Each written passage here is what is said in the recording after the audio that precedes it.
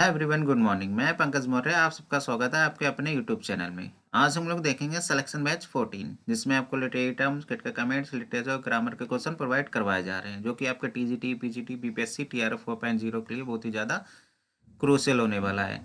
जैसे कि आप जानते हैं कि टीजीटी, पीजीटी एग्जाम डेट आ गई है, जो कि 14-15 मई को है। इसलिए तैयारी को कंटिन्यू रखिए और सिलेक्शन बैच को देखते रहिए। चलिए शुरू करते हैं आज का session. Let's start.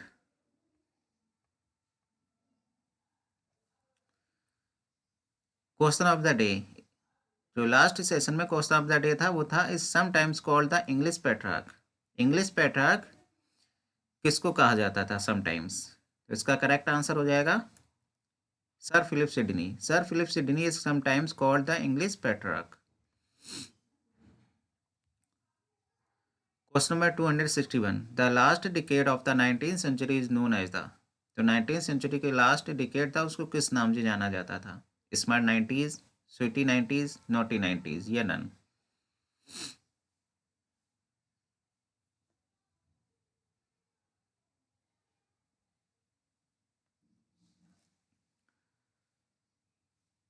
Question number 261 का करेक्ट आंसर हो जाएगा ऑप्शन सी, नॉटी 90s। अब नॉटी 90s है क्या, देखते हैं। Naughty 90s term for the 1890s in the Britain which was considered a time of fun, laxity and sexual freedom. जो naughty 90s था वो 1890 का समय को नॉटी 90s कहा जाता था, और उस समय का जो टाइम पीरियड था उसको कंसीडर किया जाता था time of fun, laxity and sexual freedom के रूप में। In fact, the 90s was a revolt against Victorian ideals of manner and morality. जो नॉटी 90s था वो रिवोल्ट था against the Victorian ideals of manner और मोरालिटी के विरुद्ध।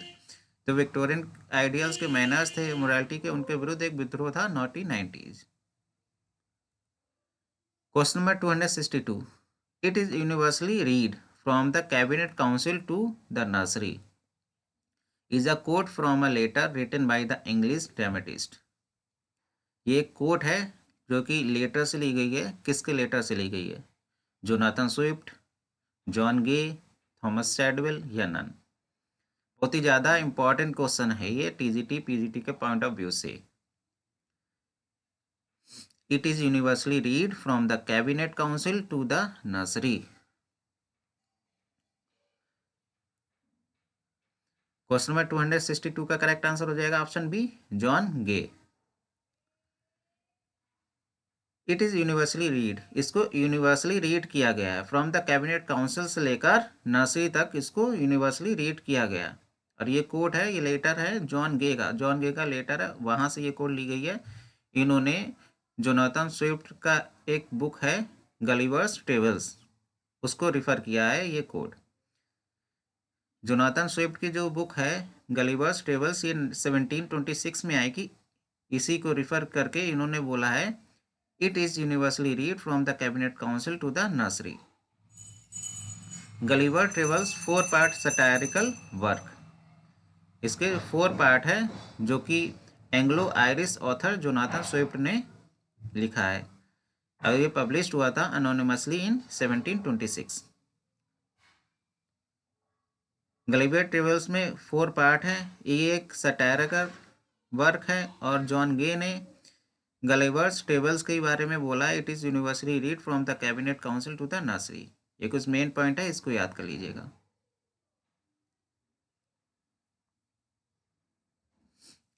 Question number 263, if Ajit had looked in the garage he would had found the ladder there. Third conditional sentence है। अगर if वाले क्लॉज में हैड प्लस वर्ब की third form है, तो प्रिंसिपल क्लॉज में वुड हैव प्लस वर्ब की third form होगा, इसलिए यहाँ पे वुड हैड नहीं, वुड हैव का यूज होगा। करेक्ट आंसर हो जाएगा option B, have in place of had. अगर सब ऑर्डिनेट सेंटेंस में हैड प्लस वर्ब की थर्ड फॉर्म है, या इफ वाले सेंटेंस में हैड प्लस वर्ब की थर्ड फॉर्म है, तो प्रिंसिपल क्लॉज में वुड हैव प्लस वर्ब की थर्ड फॉर्म होगी। तो if Ajit had looked in the garage he would have found the ladder there. The structure of the third conditional sentence, तो structure है इसका third conditional sentence का है। इसका स्ट्रक्चर होता है if plus past perfect tense, फिर कॉमा, फिर would have plus past participle यानी would plus would have plus verb की third form. Question number 264, roman a clef is a French phrase. सबसे पहले ये याद करिए कि रोमाना क्लेफ ये एक फ्रेंच फ्रेज है, ना ग्रीक है, ना इटालियन है, ना लैटिन है, ये केवल फ्रेंच फ्रेज है रोमाना क्लेफ। अब इसका ट्रांसलेट करेंगे इंग्लिश में तो क्या इसका मीनिंग हो जाएगा, नॉवल बी द की होगा, ड्रामा बी द की, पोएम बी द की, या ट्रेजिडी बी द की।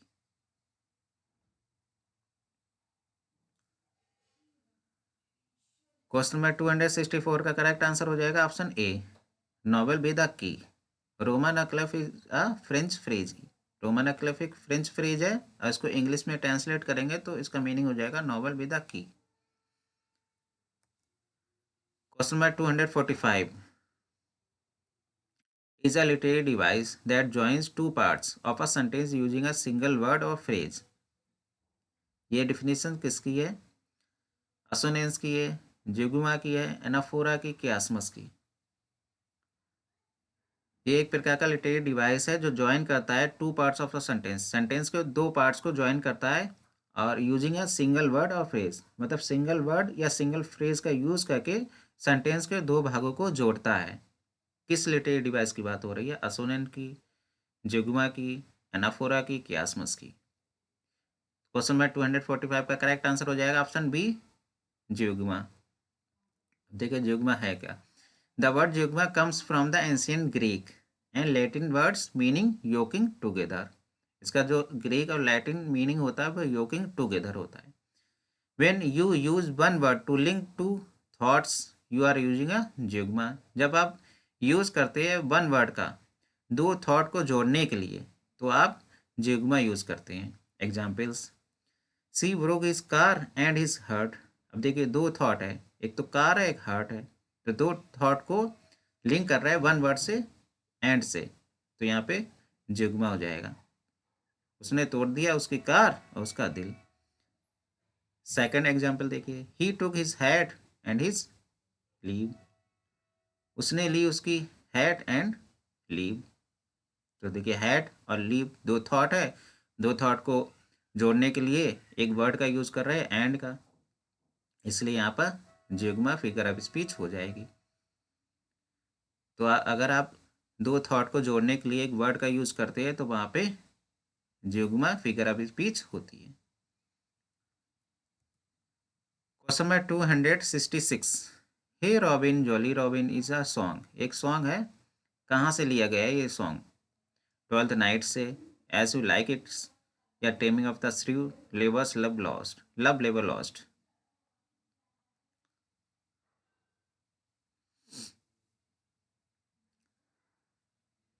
क्वेश्चन नंबर 266 का करेक्ट आंसर हो जाएगा option A, twelfth night. Hey Robin jolly Robin is a song from twelfth night by William Shakespeare. तो हे रॉबिन जॉली रॉबिन ये सॉन्ग है ट्वेल्थ नाइट से लिया गया है और इस सॉन्ग को जो बोला है वो करेक्टर फेस्टी, फेस्टी एक करेक्टर है, उन्होंने ये सॉन्ग को गाया है एक्ट 4 और सीन 2 में। एक्ट 4 सीन 2 में फेस्टी करेक्टर ने ये सॉन्ग गाया है, हे रॉबिन जॉली रॉबिन। याद कर लीजिए, वेरी इंपॉर्टेंट क्वेश्चन है। Question number 267, wrote negative reviews of William Wordsworth poetry calling him arrogant, irresponsible and silly। ये नेगेटिव रिव्यूज है, किसका रिव्यू है ये, डीएच लॉरेंस का है, विलियम हेजलेट का है, फ्रांसिस जेफरी का है, ऑस्कर वाइल्ड का है। उन्होंने कहा है कि अरोगेंट, इररिस्पॉन्सिबल एंड सिली, अहंकारी, गैर जिम्मेदार और मूर्ख। क्वेश्चन नंबर 267 का करेक्ट आंसर हो जाएगा ऑप्शन सी, फ्रांसिस जेफरी ने ये कमेंट किया है। Francis Jeffrey wrote negative reviews of William Wordsworth poetry calling him arrogant, irresponsible and silly। ये देखिए फ्रांसिस जेफरी एक एडिटर भी थे, एडिनबर्ग रिव्यू आया था उसके एडिटर फ्रांसिस जेफरी ही थे और इसी रिव्यू में इन्होंने रिव्यू दिया था विलियम वर्ड्सवर्थ की पोएट्री और कॉलिंग हिम, और उनको कहा था arrogant, irresponsible and silly. Question number 268, common errors का क्वेश्चन है, किस पार्ट्स में एरर है। As the experience of many countries has shown, prevention is better than to cure. No error.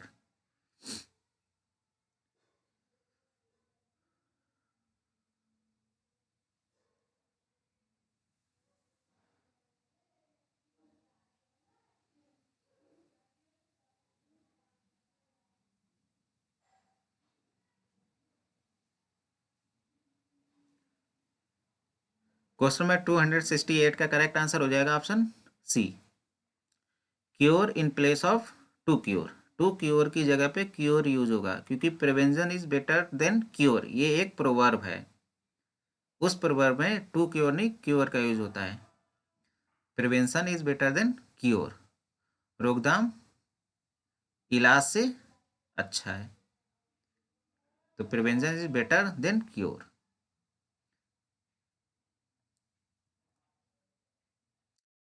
Question number 269, the music is my heart I wore long after it was hear no more. ये line कहाँ से ली गई है? Solitary reaper से, travelled among unknown men से, wandered lonely as a cloud, a slumber did my spirit seal।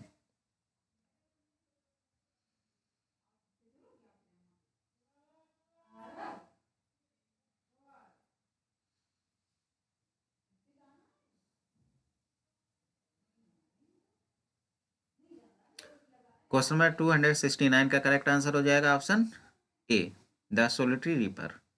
The music my heart I wore long after it was hear no more is a line from the solitary reaper। Question number 270, they flash upon that inward eye which is the bliss of solitude। ये line कहाँ से ली गई है? solitary reaper से। I wandered lonely as a cloud, she dwelt among the untrodden ways, the world is too much with us।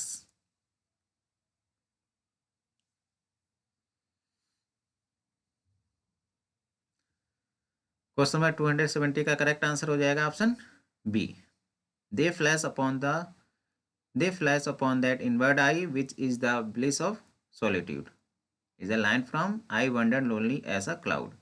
I wandered lonely as a cloud का दूसरा नाम क्या है? कमेंट बॉक्स में कमेंट करके बताइएगा इस पोएम को और किस नाम से जानते हैं। Question number 271, I will translate Shakespeare Shakespeare the ocean. ये कोटेशन किसकी है? सैमुअल जॉनसन की, डी.एस. लॉरेंस की, बेन जॉनसन या विक्टर ह्यूगो।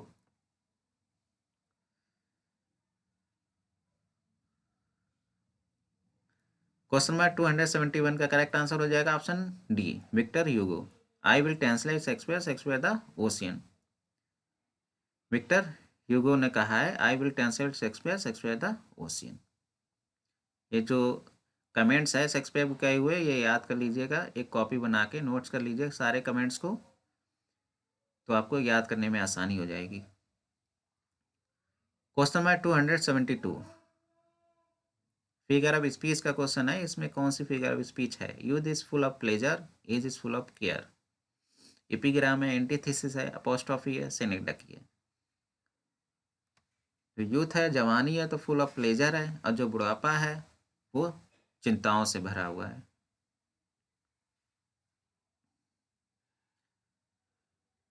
क्वेश्चन नंबर 272 का करेक्ट आंसर हो जाएगा ऑप्शन बी, एंटीथेसिस। ये कोटेशन है, ये लाइन है, विलियम शेक्सपियर की पोएम है द पैशनेट पिलग्रिम, यहाँ से ली गई है। तो आपको एक और पॉइंट मिला है जो कि बहुत ही ज़्यादा इंपॉर्टेंट है। एक तो फिगर ऑफ स्पीच भी पता चली है, और दूसरा ये लाइन भी पता चली है कि कहाँ से ली गई है। Youth is full of pleasure, age is full of care, ये लाइन ली गई है पैशनेट पिलग्रिम से। और इसमें जो फिगर ऑफ स्पीच है वो एंटीथेसिस है। देखिए एंटीथेसिस होता क्या है? Antithesis is a literary device that uses two contrasting ideas in a sentence. Antithesis का यूज होता है दो कंट्रास्टिंग आइडियाज को व्यक्त करने के लिए इन अ सेंटेंस। एक सेंटेंस में दो कंट्रास्टिंग आइडियाज को व्यक्त करने के लिए एंटीथेसिस का यूज होता है। वाइल जबकि oxymoron in a figure of speech, और ऑक्सीमोरन का यूज होता है दो contradictory words in a phrase. इसमें टू कंट्राडिक्टरी वर्ड्स होते हैं ऑक्सीमोरन में, और उसमें टू कंट्रास्टिंग आइडियाज होता है इन अ सेंटेंस में। एंटीथेसिस को और डिफाइन देखिए करिए करते हैं, uses two contrasting ideas in a sentence. इसमें दो कंट्रास्टिंग आइडियाज होता है इन अ सेंटेंस में, और वो सेपरेट किए जाते हैं बाय कॉमा, कॉमा के द्वारा अलग होते हैं, सेमी कॉलन के द्वारा अलग किए जाते हैं, या कंजंक्शन के द्वारा उसको अलग करते हैं। जो कंट्रास्टिंग आइडियाज होते हैं सेंटेंस में उनको कॉमा, सेमी कॉलन या कंजंक्शन के माध्यम से सेपरेट करते हैं। ऑक्सीमोरन, ऑक्सीमोरन होता है uses two contradictory words in a phrase. इसमें दो कंट्राडिक्टरी वर्ड्स होते हैं इन अ फ्रेज, फ्रेज के रूप में। जैसे फॉर एग्जाम्पल डिफेनिंग साइलेंस, तो डिफेनिंग साइलेंस में जो फिगर ऑफ स्पीच है वो ऑक्सीमोरन है। क्यों है? क्योंकि डिफेनिंग का मतलब होता है गर्जना भरा, मतलब ऐसी आवाज़ जो कान फोड़ दे, बहुत ही तेज़ी से आवाज़ जो होती है उसको डिफेनिंग कहते हैं। और साइलेंस यानी चुप। तो ये कंट्राडिक्टरी वर्ड्स है, इसलिए यहाँ पे ऑक्सीमोरन है। तो ऑक्सीमोरन एंटीथेसिस में डिफरेंस क्या है आपको पता चल गया होगा। Question number 273, they also serve who only stand and wait is a line. Very important line है। अब बताइए ये लाइन कहाँ से ली गई है? ऑफ एजुकेशन से, when I consider how my light is spent, या paradise lost on Shakespeare.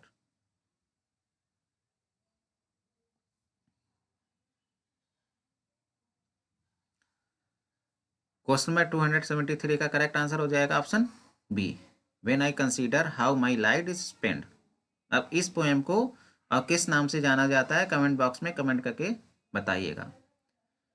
John Milton के द्वारा लिखी गई एक पोएम है when I consider how my light is spent, यहाँ से ये लाइन ली गई है। They also serve who only stand and wait. Question number 274, the accused were finally charge the and justice were meted on to the victim. Common errors का question है, किस parts में एरर है? फाइनली आरोपियों को चार्ज किया गया and justice was meted on to the victim. अब जो विक्टिम है, पीड़ित है, उनको न्याय प्रदान किया गया। जो आरोपी हैं उनको फाइनली चार्ज किया गया, उनके आरोप तय किए गए, और जो पीड़ित है उनको न्याय प्रदान किया गया।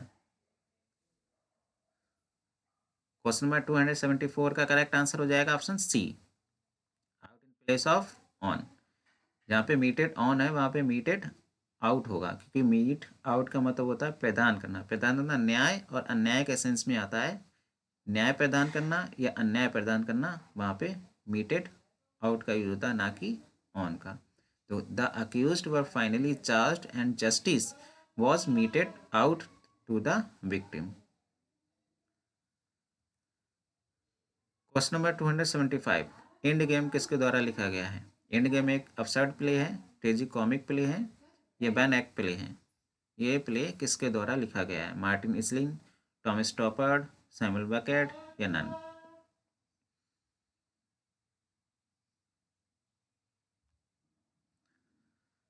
क्वेश्चन नंबर 275 का करेक्ट आंसर हो जाएगा option C, Samuel Beckett. Question number 276, work of fiction in which the thoughts, feelings, and motivations of the characters are of equal or greater interest than is the external action of the narratives। किसकी बात हो रही है? Gothic novel की, picaresque novel की, psychological novel की, या domestic novel की?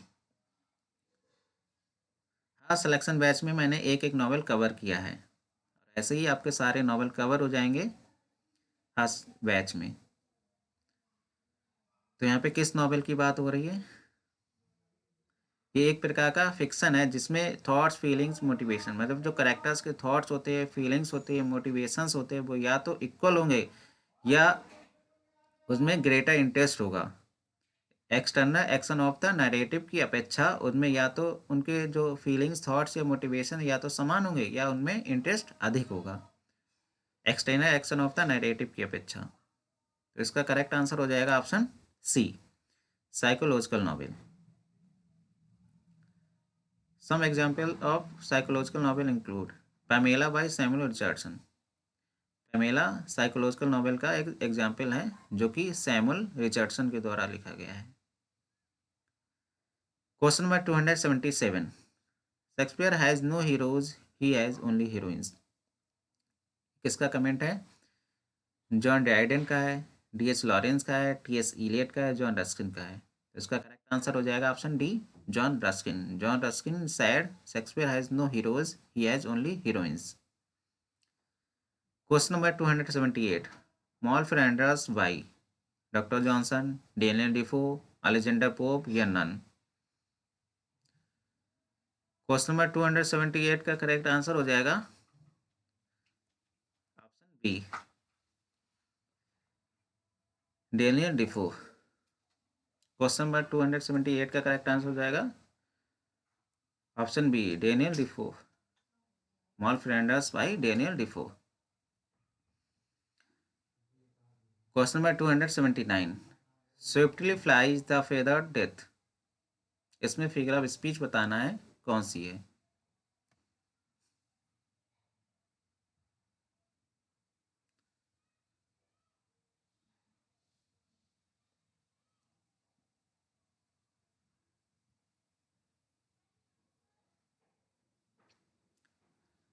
क्वेश्चन नंबर 279 का करेक्ट आंसर हो जाएगा option B, metaphor. Swiftly flies the feather death, swiftly तेजी से फ्लाई करो, तेजी से उड़ो, द फेदर डेथ जैसे मौत में पंख लगे हों। इसका एक्सप्लेनेशन देखते हैं। The metaphor is a figure of speech that compare two things. इसमें दो चीज़ों का, दो थिंग्स का कंपेयर किया जाता है, लेकिन जो दो थिंग्स होती है वो एक दूसरे से रिलेट नहीं होती है। Not related by stating that one things is the other. Metaphor में कंपेयर होता है दो थिंग्स का, लेकिन दोनों थिंग्स एक दूसरे से रिलेट नहीं करती है। जैसे swiftly flies the feather death is a metaphor, इसमें मेटाफर है। It compares death to a bird fly swiftly, इसमें जो मौत की तुलना बर्ड से की गई है, और डेथ अलग थिंग और बर्ड अलग थिंग्स है। तो डेथ की तुलना तेजी से उड़ने वाले पक्षी से की गई है, तो इसलिए यहाँ पर अब बिना लाइक और एस से की गई है तुलना, इसलिए यहाँ पर मेटाफर है। Swiftly flies the feather death.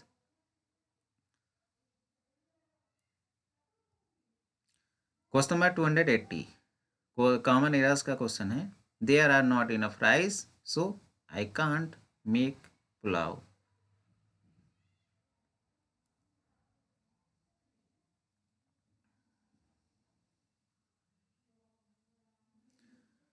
Question number 280 का करेक्ट आंसर हो जाएगा option A, is in place of are. जहाँ पे आर है वहाँ पे इज का यूज होगा, क्योंकि यहाँ पे जो मेन सब्जेक्ट है वो राइस है, ना कि जो राइस है वो अनकाउंटेबल नाउन है, ना कि काउंटेबल नाउन, इसलिए यहाँ पर इज होगा ना कि आर। अनकाउंटेबल नाउन हमेशा सिंगुलर नाउन होते हैं, इसलिए यहाँ पे जो वर्ब यूज होगी वो सिंगुलर यूज होगी।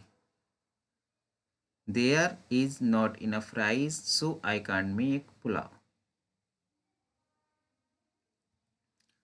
Question of the day, who said would he had blotted 1,000।